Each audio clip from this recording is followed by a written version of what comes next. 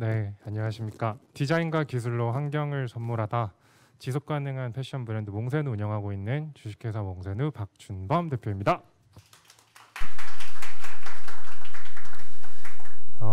오늘은 저는 좀 제가 사업을 하고 기업가 정신을 가지면서 대표적인 MZ세대, 저 92년생이거든요. 그래서 제가 가지고 있는 태도와 그리고 사업을 지금 어떻게 하고 있는지에 대한 생각, 그리고 제가 생각하는 당연한 것들, 그리고 뉴노멀에 대한 얘기를 좀 해보려고 합니다. 그 뉴노멀이라는 얘기를 했을 때 지금은 그 포스트 코로나 이후의 어떤 삶, 그런 온라인으로 뭔가 진행되는 삶들을 많이 떠올리실 것 같은데요.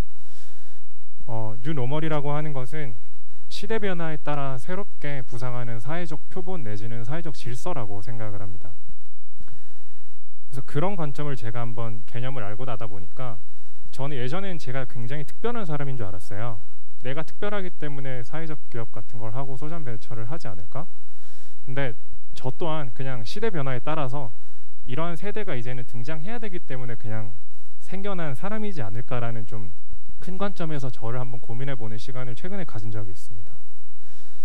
몽세누는 2018년도에 설립을 했던 회사고요. 겨울에 설립을 했는데 지금은 현재 8명의 저의 든든한 팀원들과 함께 나름대로 계속 성장을 해나가면서 2019년 대비해서 2020년은 10배 정도 성장을 했던, 그래 어떻게 보면은 아직 3년이 안 됐지만 유망주인 기업이 점점 되고 있는, 그리고 유니콘이 될 그런 기업으로 성장하고 있습니다. 몽세누는 지속가능한 패션 브랜드이지만 굉장히 트렌디하고 젊은 층들에게 어필이 되고 있으며, 또 동시에 여러 가지 그 사람들의 포인트들, 니즈들을 만족시켜주는 우아한 패션 브랜드로 저희는 정의를 내리고 있고, 저희가 가고자 하는 방향도 이런 우아한 지속가능한 패션 브랜드를 꿈꾸고 있는데요. 저희의 모든 소재들은 지속가능한 소재들을 사용하고 있습니다. 그래서 대표적으로는 원단 회사들과 함께 협업을 해서 버려진 재고 원단들을 재생하는 데드스톡 패브릭 라인들이 있고, 그리고 뭐 제가 입고 있는 버려진 페트병을 활용한 티셔츠나 아니면 이런 재킷 같은 경우도 있고요. 그리고 생분해가 되는 원단들을 쓰기도 하고 유기농 원단들을 쓰기도 합니다. 저는 이런 것들이 이제는 좀 당연한 소재라고 생각을 하고 있습니다. 그리고 디자인 같은 경우도 보통 친환경 패션이나 아니면 어떤 올게닉한 느낌을 떠올렸을 때 여러분들이 분명히 머릿속에 가지고 있는 조금 고루하다, 심심하다라고 하는 패션 브랜드의 편견을 반전을 주기 위해서 누구보다도 럭셔리하고 멋있고 그리고 트렌디한 디자인을 좀 지향을 하고 있고, 이런 포인트들이 저희 같은 밀레니엄 세대한테는 굉장히 당연한 포인트들이거든요. 의미가 있는 것은 멋도 있어야 한다라고 하는 것이 저희 세대가 가지고 있는 관점이기 때문에 저희도 당연히 그 시대 변화에 따라서 이런 디자인을 지향을 하고 있고요.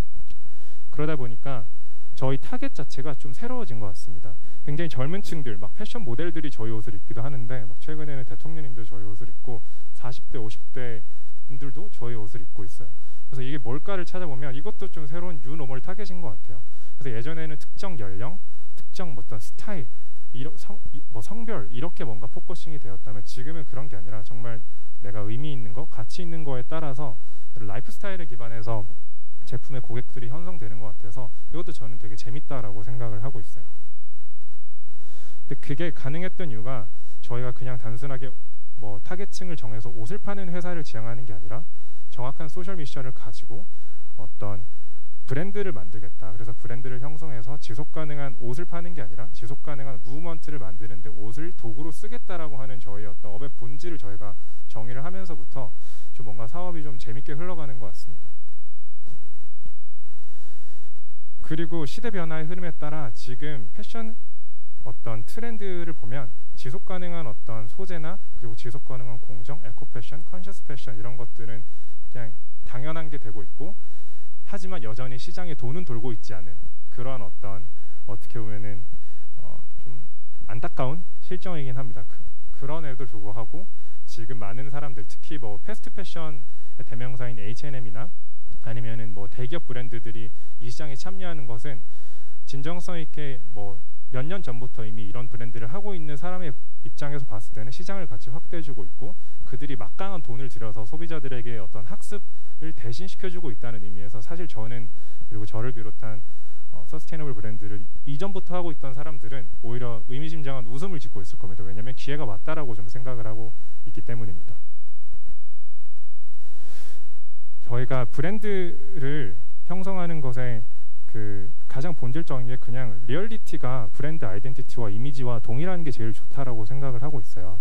그래서 저희는 팀원들과 함께 사실 한 2년 전부터 한 달에 한 번씩 해변에 쓰레기를 주우러 갔고 있었고 지금도 여전히 한 달에 한 번씩 인천의 몇몇 바다와 강원도의 바다에 쓰레기를 그냥 주우러 가는데 사실 저희가 지속 가능한 브랜드나 어떤 몽세누라는 그 정체성을 봤을 때는 이런 활동을 하면서 우리가 영감을 받는 게 많거든요. 근데 저희는 이런 것들이 굉장히 당연했고 플러깅을 하는 것도 지금 유쾌한 반론도 플러깅을 하고 있지만 사실은 이게 특별한 건 아니잖아요. 저희는 그냥 당연히 이전부터 그냥 재미로 하고 있었고 이것도 뭐 어떤 특별한 목적을 가지고 하는 것도 아니고 인스타에 올리지도 않고 그냥 하고 있습니다. 다만 요즘에는 너무 우리가 어필을 안 한 것 같다. 그래서 조금씩 인스타나 소셜미디어에 우리도 이런 걸 잘 하고 있습니다를 조금 많이 어필을 하고 있습니다. 그리고 저희는 봉사활동을 가더라도 저희 팀원들이랑 좀 이런 데를 가봤어요. 베트남에 있는 민카이 빌리지라는 마을인데 여기가 한국의 불법 플라스틱 폐기물들이나 쓰레기가 불법적으로 수출되는 곳이에요. 그래서 이 마을 전체가 이 플라스틱 쓰레기를 뭔가 청소하기 위해서 어쩔 수 없이 이렇게 형성이 된 마을인데 제가 실제로 가봤는데 너무 마음이 아픈 거예요. 그래서 특히 여기에 이 쓰레기장 한복판에 유치원이 있는데 거기에서 애들이 막 수업을 듣고 있길래 너무 마음이 아파서 한국에 돌아와서 이제 펀딩을 열어가지고 공기청정기를 선물해줬던 이런 활동들도 하고 있는 회사이고요. 또 다 같이 이제 카약을 뭐 타더라도 카누를 타더라도 이렇게 쓰레기를 주우면서 하는 것도 너무 재밌더라고요. 그래서 저는 이런 것들이 참 되게 당연한 세대가 됐는데 저희가 이런 것들을 막 하면은 오히려 미디어나 아니면 어른분들이 저도 물론 어른이지만 더 위에 분들의 세대들이 참 기특하다 어떻게 그런 걸 하니라고 막 칭찬해 주실 때가 있어요. 근데 저희는 그런 것들이 좀 사실 좀 거북한 면이 있는 거는 저희는 그냥 이런 게 당연하지 않나? 이렇게 사는 게 그냥 맞지 않나라는 생각을 많이 갖고 있기 때문에 이런 것들을 저도 굳이 막 어필하고 있지만 여기서 처음으로 지금 공개를 해보네요. 근데 이게 제가 이런 것들을 기업가적으로 풀어야겠다라고 느꼈던 포인트가 2018년이었던 것 같습니다. 제가 P4G가 1회가 덴마크에서 열렸을 때 제가 한국의 대표 청년 기업가로 뽑혀서 간 적이 있어요. 그때 아이디어만 가지고.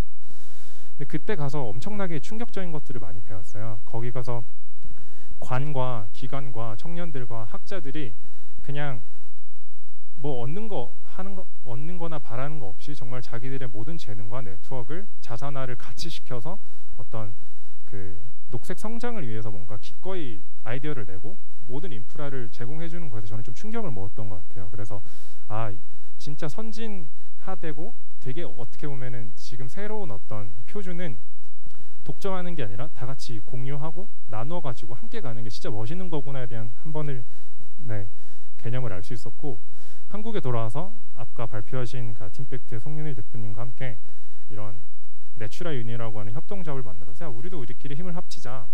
그래서 우리끼리 기꺼이 나누고 뭔가 얻는 거 없이 다 같이 힘을 합치자라는 것들을 실천을 하고 있고요.